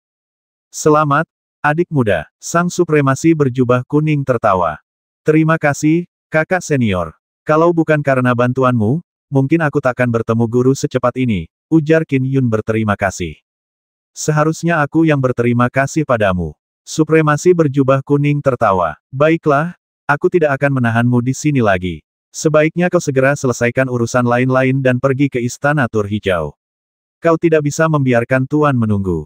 Ngomong-ngomong, di mana dunia asalmu? Aku yakin kau ingin membawa putrimu kembali, kan aku akan mengirimmu ke sana. Akan jauh lebih cepat dengan cara itu. Dunia asalku adalah dunia Great Chang. Karena aku sudah mencapai alam jiwa esensi, mungkin butuh waktu 1 jam hanya untuk membuka lorong. Kakak senior berjubah kuning, aku akan merepotkanmu, kata Qin Yun. Bukan apa-apa, supremasi berjubah kuning tersenyum. Dunia Chang Agung cukup terkenal di dunia agung yang bercahaya. Lagi pula, cakrawala ilahi Taois berasal dari sana. Dan sekarang, ada kau. Qin Yun tersenyum tipis. Membuka, supremasi berjubah kuning menunjuk ke kejauhan. Ledakan, sebuah lorong menuju kehampaan terbuka dan terhubung langsung dengan dunia Great Chang yang jauh. Itulah dunia Chang Agung. Supremasi berjubah kuning menatap Qin Yun dan tersenyum. Jangan salahkan aku karena memasukkan putrimu ke dalam kompetisi murid. Lagi pula, kau bukan adik kelasku saat itu. Ya, aku mengerti. Qin Yun mengangguk. Ngomong-ngomong, kau dan aku terikat takdir melalui Yi. Supremasi berjubah kuning menatap Yi. Yi, sekarang setelah kau menemukan orang tuamu, kau bisa datang ke dunia serigala langit kapanpun kau ingin bertemu denganku. Ya, jawab Yi patuh. Baiklah, cepatlah. Sang supremasi berjubah kuning tersenyum. Qin Yun mengangguk, dan mereka langsung merasakan Chufu mengawasi dari jauh. Bagaimanapun, ini adalah gua tempat tinggal Chufu. Saudara Chufu, Yi dan aku harus pulang sekarang. Dunia asalku adalah dunia Chang Agung. Silakan datang mengunjungiku nanti, kata Qin Yun melalui transmisi suara. Haha, aku pasti akan ke sana kalau ada kesempatan. Saudara Qin Yun, selamat atas pencapaian impianmu dan reuni keluargamu. Semua ini berkatmu, Saudara Chufu. Qin Yun sangat berterima kasih. Chufu sangat tulus kepadanya. Ia memberinya ilmu pedang Starlord Covetous Wolf yang memungkinkannya menembus batas dengan begitu cepat. Jika bukan karena itu, ia mungkin akan menghabiskan beberapa dekade lagi, bahkan jika formulasi Dharma Jiwa Esensi Abadi pedang ciptaannya layak. Waktunya berangkat. Qin Yun memegang tangan Yi. Wus! Dengan satu langkah, mereka melewati lorong hampa. Saat lorong hampa perlahan menutup, supremasi berjubah kuning memperhatikan dalam diam sebelum bergumam pelan, aku cukup beruntung bertemu guru melalui kesempatan ini. Aku diberi kesempatan untuk memasuki Golden Sen Arai. Jika aku bisa menerobos dan menjadi Dewa Emas. Ketika saatnya tiba, kilatan dingin melintas di mata supremasi berjubah kuning yang menyipit. Ia mengulurkan tangannya saat tanda muridnya muncul di telapak tangannya. Ia merasakan istana tur hijau dari kejauhan. Cahaya kabur turun ke atasnya saat supremasi berjubah kuning menghilang dari dunia Skywolf. Dunia Chang besar, daerah dominan besar, Qin Manor. Yi Xiao duduk sendirian di tepi danau cermin kecil. Di depannya terdapat teko dan cangkir teh yang uapnya mengepul perlahan. Dia duduk di sana diam, menunggu. Sudah lebih dari setahun sejak Qin Yun pergi ke dunia Skywolf. Ia belum menerima kabar apapun darinya. Dia ingin melakukan sesuatu tetapi dia merasa tidak berdaya untuk membantu. Yang bisa dilakukannya hanyalah menunggu dengan getir. Kakak Yun, gumam Yi Xiao. Dan pada saat itu, di sepanjang cakrawala yang jauh, Qin Yun dan Yi datang terbang di atas awan. Lihat, di depan sana ada kota dominasi agung. Qin Yun berdiri di atas awan dan menunjuk ke kota kuno itu dari kejauhan. Itu kota kelahiranku. Kota dominasi agung juga tempat pertama kali aku bertemu ibumu. Aku tahu, hari pemilihan Kortesan Bele, kata Yi sambil tersenyum. Ya, rumah kami di kota. Sambil berbicara, Qin Yun segera terbang ke sana bersama putrinya. Yi Xiao, yang masih duduk di tepi danau cermin, merasakan sesuatu dan menoleh. Ia melihat sosok yang familiar di atas awan yang jauh, bersama seorang gadis muda di belakangnya. Kakak Yun. Yi Xiao melihat suaminya dan gadis itu. Sensasi garis keturunan langsung memenuhi Yi Xiao dengan kegembiraan. Awan itu turun dengan cepat dan Yi melihat wanita cantik itu. Kasih sayang yang berasal dari garis keturunan mereka membuat matanya berkaca-kaca. Ia bergumam, "Bu." Dia telah membayangkan rupa ibunya berkali-kali. Sekarang, dia akhirnya bisa bertemu mereka secara langsung. Ini ibunya. Suara mendesing. Qin Yun dan Yi mendarat di samping danau kecil.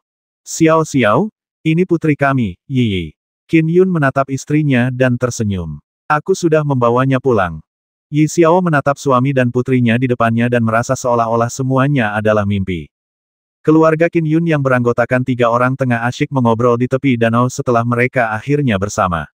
Namun, mereka segera mendapati diri mereka menghibur orang lain ketika segumpal awan terbang dari kejauhan. Di atasnya tampaklah cakrawala ilahi Taois dan Patriark Bai. Oh, Qin Yun mendongak. Patriark Bai yang gemuk memandang dari kejauhan, matanya berbinar. Ia dapat dengan jelas melihat bahwa Qin Yun telah mencapai alam jiwa esensi. Ia tertawa terbahak-bahak dari udara. Hahaha, saudara Qin Yun, selamat. Akhirnya kau berhasil mencapai jiwa esensi. Dia dan Daoist Divine Firmament mendarat bersama. Selamat, ujar Daoist Divine Firmament sambil tersenyum. Karena kau telah memadatkan jiwa esensi, tampaknya kau telah berhasil menciptakan formulasi Dharma Pedang Abadi. Saya bisa menyelamatkan putri saya hanya karena saya berhasil menciptakan formula Dharma. Qin Yun tersenyum sambil berkata kepada putrinya, Yi, cepat beri salam pada Senior Bai dan Senior Zhang. Yi langsung membungkuk. Salam, Senior Bai dan Senior Zhang. Saya Qin Yi. Saya sudah lama mendengar dari ayah saya tentang dua dewa langit dari dunia asal saya, dunia Chang Agung. Saya tidak bisa dibandingkan dengan mereka berdua. Mereka berdua adalah tokoh elit dari tiga alam, kata Patriark Bai sambil tersenyum. Cakrawala ilahi Taois tersenyum tak berdaya sebelum menatap Qin Yun. Qin Yun, karena kau berhasil menciptakan formula Dharma, apakah leluhur Dao telah menerimamu sebagai murid? Jika belum, aku bisa melaporkan hal ini kepada guru untukmu. Kakak senior jubah kuning sudah melaporkannya. Leluhur Dao turun tepat setelahnya dan menerimaku sebagai murid di tempat, kata Qin Yun. Cakrawala ilahi Taois dipahami. Mengesankan, Patriark Bai memberikan pujiannya yang penuh rasa iri. Seperti apa leluhur Dao Yi Xiao bertanya karena penasaran. Bu, aku ada di samping ayah ketika leluhur Dao turun, kata Qin Yi. Dia tampak ramah dan tidak menunjukkan sedikit pun tekanan. Tapi dia juga terasa, sangat jauh, seolah mustahil untuk menyentuhnya. Dulu ketika leluhur Dao turun sebagai avatar, saya berkesempatan mendengarkan beliau berkhotbah tentang Dao, kata Patriark Bai sambil mendesah. Melihat beliau saja sudah merupakan pengalaman yang tak terlupakan. Guru sangat perhatian kepada setiap murid, kata Daoist Divine Firmament sambil menatap Qin Yun. Qin Yun, karena guru telah menerimamu sebagai murid, sebaiknya kau segera pergi ke Istana Tur Hijau. Ya, aku baru saja membawa Yi kembali. Aku berencana segera menuju Istana Tur Hijau. Qin Yun mengangguk. Ingat, kata Daoist Divine Firmament dengan sungguh-sungguh, pertemuan pertamamu dengan guru di Istana Tur Hijau adalah pertama dan satu-satunya saat guru akan membabarkan Dao kepadamu secara pribadi. Kamu harus menghargai kesempatan istimewa ini. Jika ada yang tidak kamu yakini, pastikan untuk bertanya. Setelah kesempatan ini, kamu mungkin tidak akan memiliki kesempatan lagi untuk mendengar Dao secara langsung kecuali kamu bisa menjadi Dewa Emas. Khotbah pribadi tentang Dao hanya terjadi sekali. Qin Yun bingung. Sekali saja, Cakrawala ilahi Taois mengangguk untuk menegaskan maksudnya. Guru punya banyak murid. Selain murid-murid kesayangannya, yang lainnya diperlakukan sama. Namun, bagi salah satu dari tiga pribadi murni Taoisme untuk secara pribadi mengkhotbahkan Dao kepada Anda secara mendetail adalah mimpi yang menjadi kenyataan bagi setiap kultivator, meskipun hanya sekali, kata Daoist Divine Firmament sambil tersenyum. Selain itu, masih banyak kesempatan lain yang tersedia di Istana Tur Hijau. Prestasi seorang murid akan bergantung pada keterampilan mereka sendiri. Ada puluhan ribu murid Istana Tur Hijau. Meskipun mereka memiliki guru yang sama, kekuatan para murid ini sangat bervariasi. Yang lemah hanyalah Dewa Langit tingkat ketiga. Yang kuat sama sekali tidak kalah, bahkan jika dibandingkan dengan Dewa yang Maha Kuasa Gong atau Zurong. Bahkan ada beberapa yang berani beradu pedang dengan leluhur Dao atau Buddha dan berhasil lolos dengan selamat, kata Cakrawala ilahi Daois dengan penuh harap. Qin Yun agak khawatir mendengar cerita ini. Meskipun ia hanya tahu sedikit tentang legenda tiga alam, ia tahu bahwa ada beberapa eksistensi yang hanya berada di bawah leluhur Dao dan Buddha di tiga alam. Misalnya, Dewa Maha Kuasa Zurong, Gong, atau Naga Leluhur. Dalam kasus Naga Leluhur, ia awalnya adalah Dewa Kekacauan. Ia telah membangun garis keturunan naga dan menjadi leluhur pertama ras naga. Hal ini merupakan bukti garis keturunan mereka yang kuat. Namun di antara para pengikut Istana Tur Hijau, rupanya ada yang dapat menandingi Dewa yang Maha Kuasa Gong dan Zurong. Aku ingin tahu sejauh mana kultivasiku dapat berkembang di masa depan, pikir Qin Yun. Qin Yun tetap tinggal untuk mengobrol sedikit lebih lama. Sudah waktunya, katanya sambil berdiri. Yi, aku tahu kamu baru saja kembali, tapi aku harus pergi ke Istana Tur Hijau sekarang. Ayah, jangan pedulikan kami. Ibu dan aku punya banyak hal untuk dibicarakan, kata Qin Yi. Setelah bertemu kembali dengan orang tuanya, ia memutuskan untuk memakai nama Qin Yi. Silakan, kami berdua tidak terburu-buru, kata Yi Xiao sambil tersenyum. Suaminya sedang menuju istana tur hijau untuk berkultivasi. Ia bahagia untuk suaminya, dan bangga karena ia mendapatkan kesempatan langka ini. Aku mengerti. Qin Yun mengangguk. Jiwa esensi keduaku sedang berkultivasi di kolam Dharma Segudang. Aku tidak akan bisa menerimamu. Cakrawala ilahi Taois menatap Qin Yun. Namun, guru seharusnya telah mengatur seorang anak Dao untuk menyambutmu. Semuanya akan diatur dengan baik untukmu. Kalau begitu, aku pergi dulu. Qin Yun menyalurkan kekuatan dharmanya ke dalam tanda murid di telapak tangannya. Ia bisa merasakan titik yang jauh. Dia yang memicunya. Istana tur hijau segera menurunkan kekuatannya. Cahaya redup menyelimuti Qin Yun saat ia memberi keluarganya senyuman terakhir sebelum menghilang. Istana tur hijau. Patriark Bai mendesah menyaksikan pemandangan ini. Bayangkan saja, saudara Qin Yun dulunya seorang kultivator keliling. Sekarang setelah dia memasuki istana tur hijau, kemungkinan besar dia akan meroket mulai saat ini. Cakrawala ilahi Taois tersenyum sambil mengelus jenggotnya. Istana tur hijau hanya menyediakan kesempatan. Apa yang dicapai seseorang di masa depan bergantung pada bagaimana mereka memanfaatkannya. Setelah mengaktifkan tanda murid, Qin Yun dapat merasakan gelombang dari ruang tak terbatas menyelimuti dirinya. Suara mendesing. Dia langsung diteleportasi. Ketika ia bisa melihat dunia nyata lagi, ia mendapati dirinya berada di tanah misterius dengan kabut putih yang menyelimutinya. Kompleks-kompleks bersebelahan di sekelilingnya dan istana termegah yang pernah dilihatnya, ia telah merasakan semua ini melalui tanda muridnya sebelumnya, tetapi melihatnya berbeda. Di pintu-pintu istana terdapat tulisan besar Istana Tur Hijau. Apakah Anda kakak senior Qin Yun? Seorang anak Dao maju untuk menyambutnya sambil tersenyum. Ya, Qin Yun menatap anak Dao. Ia tidak tampak seperti manusia, juga bukan ibel. Ia justru menyerupai jenderal pelindung atau manusia kuat berkerudung kuning. Kakak senior, silakan ikut aku, kata anak Dao sambil tersenyum. Aku akan mengantarmu bertemu guru. Maaf telah merepotkanmu. Qin Yun mengikuti Dao Child. Kediaman Dao melampaui ruang waktu biasa di tiga alam. Bahkan tokoh-tokoh perkasa seperti Dewa Emas dan Buddha pun tak dapat menemukannya.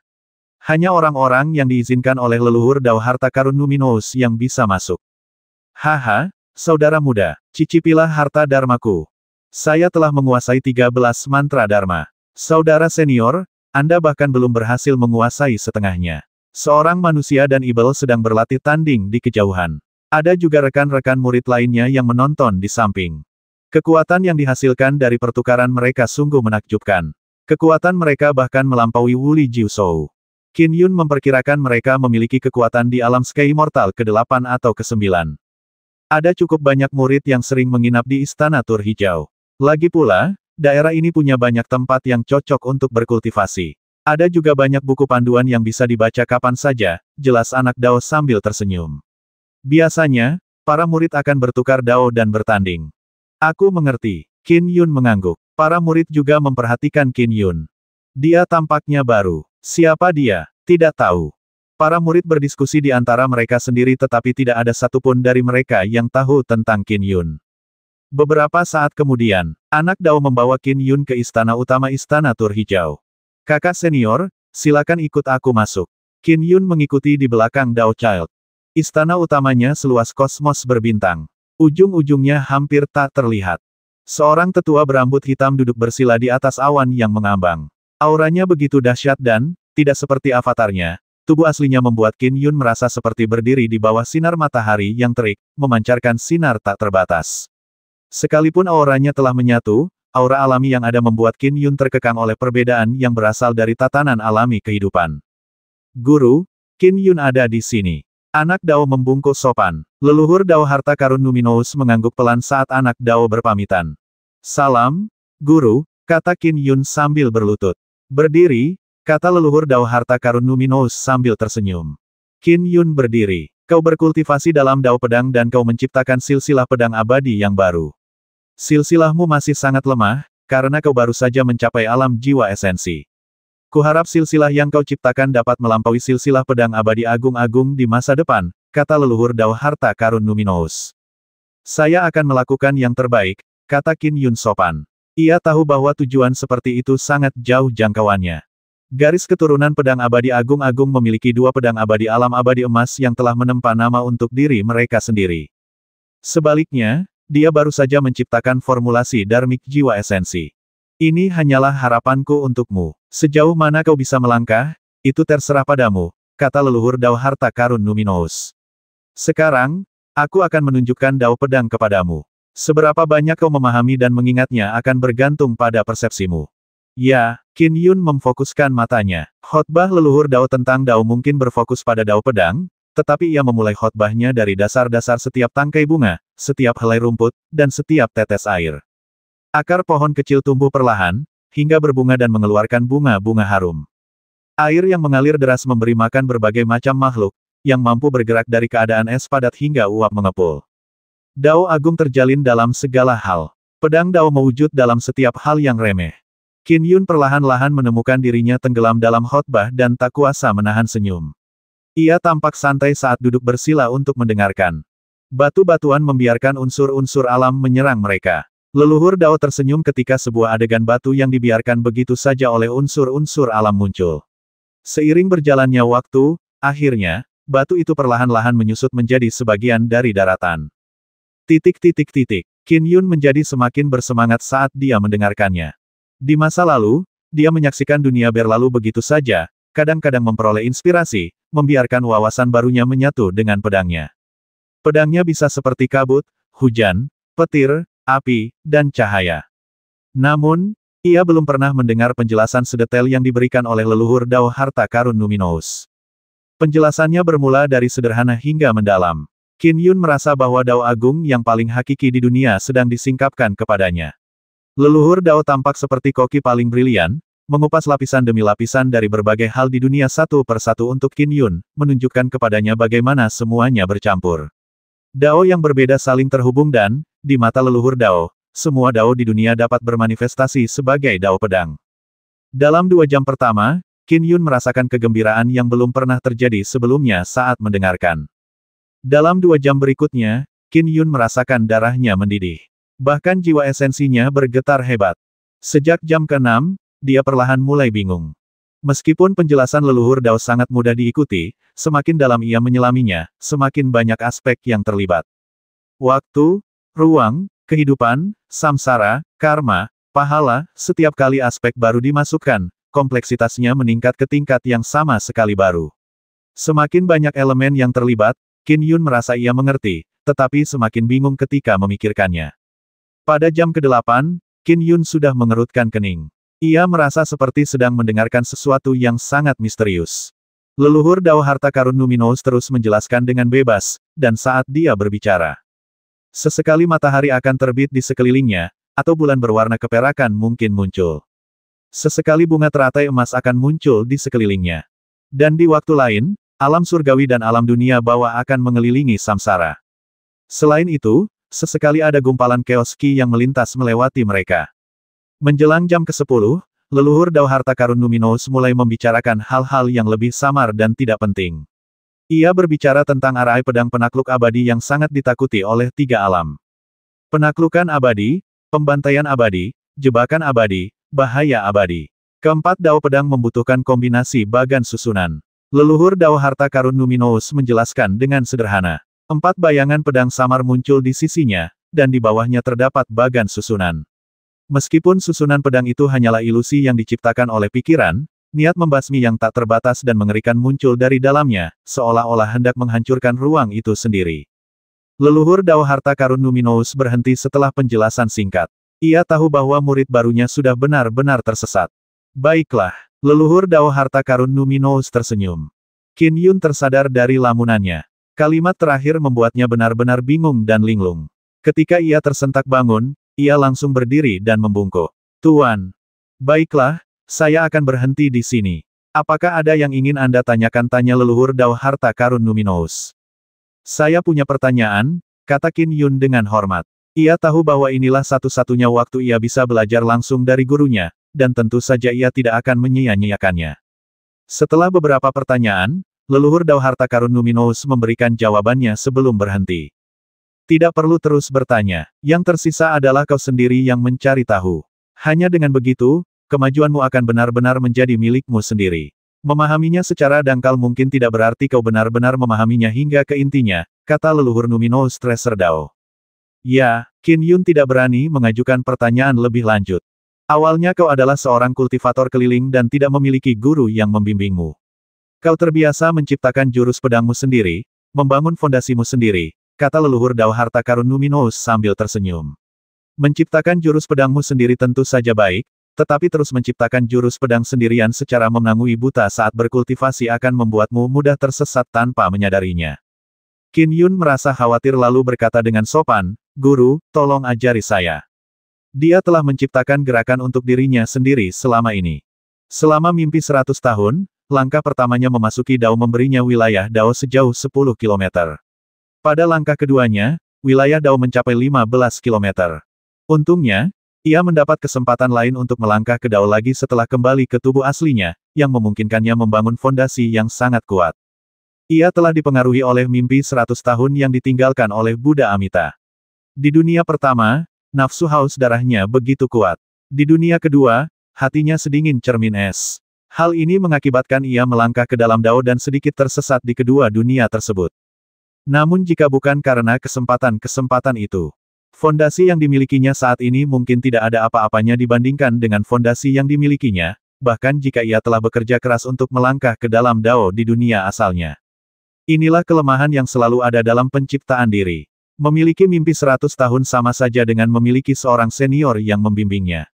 Dengan seorang master atau senior yang membimbingnya, fondasinya akan menjadi sangat berbeda.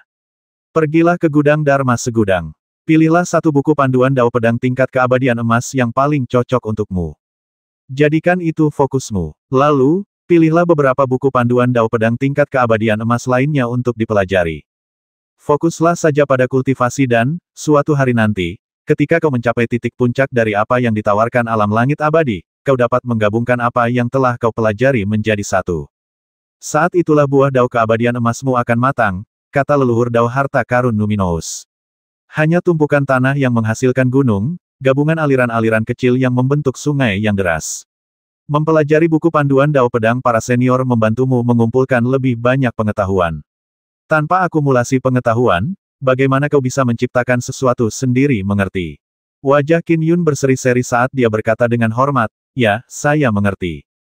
Karena kau ingin menciptakan formulasi Dharma Pedang abadi sendiri, kau akan terjebak di alam jiwa esensi untuk beberapa waktu," kata leluhur Dao Harta Karun Numinous. Juga bijaksana bagimu untuk memilih kekuatan ilahi yang kuat. Berkultivasilah dengan baik. Ya, kata Qin Yun sopan. Kau boleh pergi, kata leluhur Dao Harta Karun Numinous. Muridmu yang rendah hati mengucapkan selamat tinggal. Qin Yun mundur beberapa langkah dan berjalan keluar pintu yang muncul di belakangnya. Leluhur Dao Harta Karun Numinous duduk di sana, tersenyum sebelum dia lenyap begitu saja. Aula utama Istana Tur Hijau berubah menjadi aula biasa. Tak lagi terasa seperti ruang angkasa yang tak berujung. Jika leluhur Dao tidak muncul, murid-muridnya tidak dapat menemuinya meskipun mereka menginginkannya. Saudara senior Qin Yun, ini akan menjadi kediamanmu di Istana Tur Hijau mulai sekarang. Anak Dao membawa Qin Yun ke sebuah halaman biasa yang terdiri dari 3 bangunan. Qin Yun merasa tempat itu biasa saja. Namun, energi spiritual Istana Tur Hijau luar biasa kaya. Menghirupnya saja sudah membuat tubuh terasa segar dan nyaman. Seolah-olah ia terus-menerus mengonsumsi harta karun langka dan merasa sangat halus. Hal ini memungkinkannya untuk lebih efisien saat bermeditasi. Ini benar-benar tempat yang bagus untuk berkultivasi, kagum Qin Yun. Anak Dao membalikkan tangannya dan menyerahkan sebuah buku kepada Qin Yun. Saudara senior Qin, buku panduan ini mencatat beberapa tempat penting di Istana Tur Hijau. Silakan luangkan waktu untuk membacanya dengan saksama. Selain itu, tempat terpenting bagi para murid Istana Tur Hijau adalah Gudang Dharma Segudang. Sebaiknya Anda mengingatnya dengan baik. Gudang Dharma Segudang. Qin Yun teringat apa yang dikatakan leluhur Dao kepadanya. Ya, anak Dao mengangguk. Gudang Dharma Segudang menyimpan koleksi buku-buku panduan yang tak terhitung jumlahnya dari seluruh 3 alam. Gudang ini memiliki total 9 lantai. Lantai 9 hanya terbuka bagi mereka yang telah mencapai buah Dao abadi emas. Para murid bebas memasuki 8 lantai lainnya. Kalian dapat membaca rumus-rumus Dharma apapun di sana. Aku bisa membaca semuanya. Qin Yun tercengang. Semuanya. Semakin kuat sebuah manual, semakin besar pula rasa iri surga yang ditimbulkannya. Oleh karena itu, jumlah pembacaan biasanya dibatasi. Ya, kau bisa membaca semuanya, kata anak Dao sambil tersenyum. Betapapun irinya Dao surgawi, buku-buku panduan di gudang Dharma segudang kita kebal terhadap amarahnya. 8 lantai pertama menyimpan koleksi buku-buku berharga yang tak terhitung jumlahnya dari 3 alam. Buku-buku tentang manusia, ibel, naga, dan bahkan buku-buku Buddha ada di sana. Tentu saja ada berbagai macam pemurnian artefak, metode alkimia, seni formasi susunan, dan seni jimat juga di sana, kata anak Dao. Ini mencakup beberapa kekuatan dewa dan mantra Dharma terkuat di 3 alam. Kalian bebas membaca semuanya. Sebagian besar dapat dikultivasikan langsung ke tingkat keabadian emas.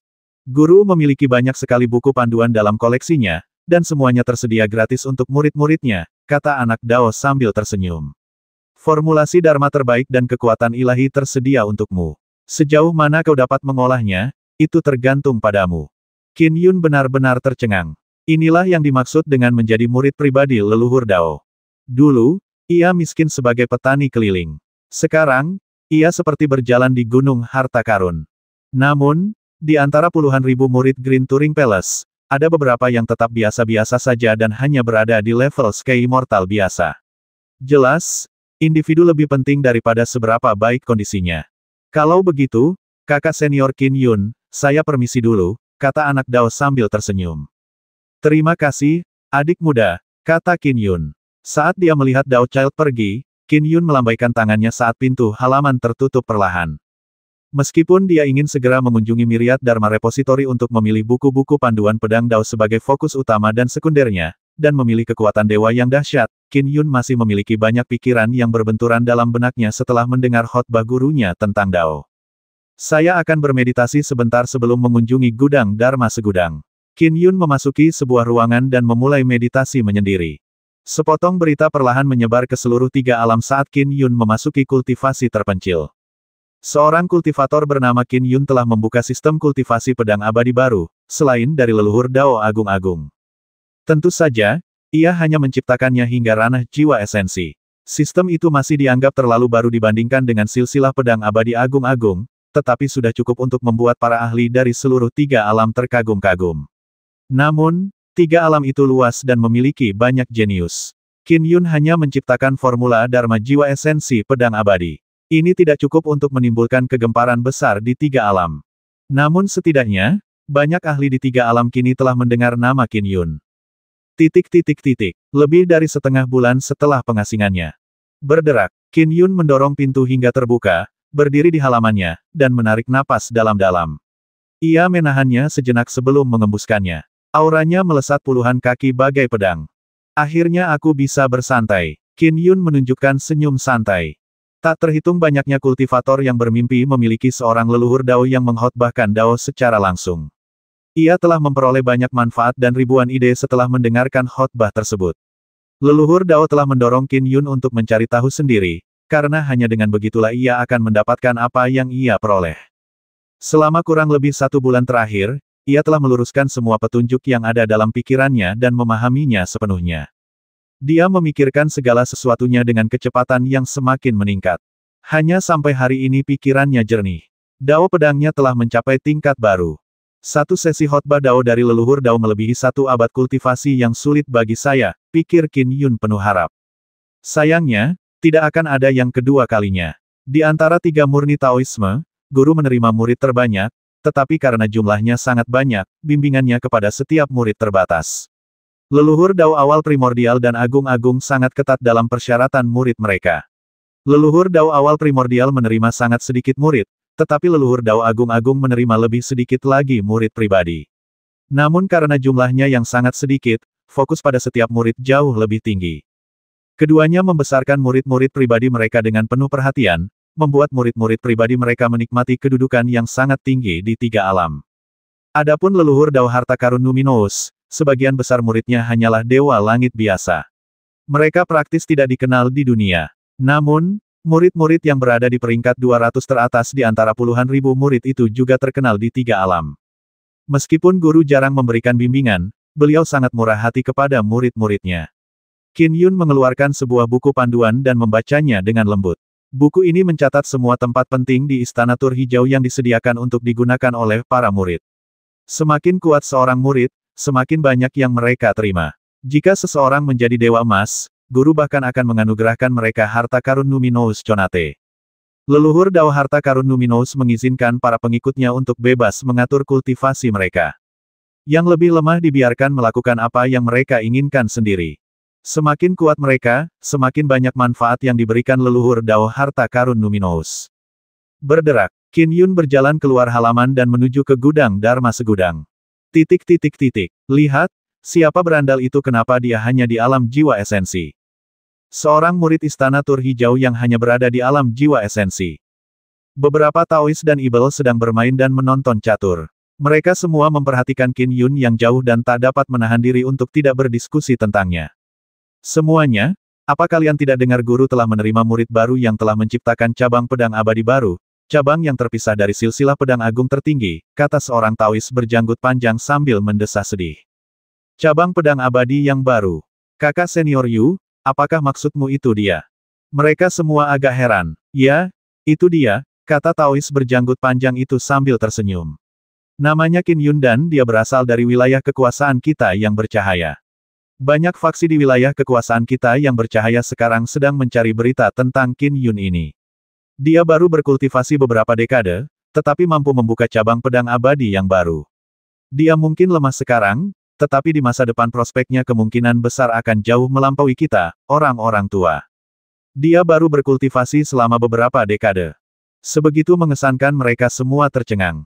Meskipun berita telah menyebar di 3 alam, terdapat puluhan ribu murid istana tur hijau. Kebanyakan dari mereka memiliki tingkatan biasa di 3 alam. Mereka yang mengetahui Qin Yun telah membuka cabang pedang abadi baru merupakan minoritas.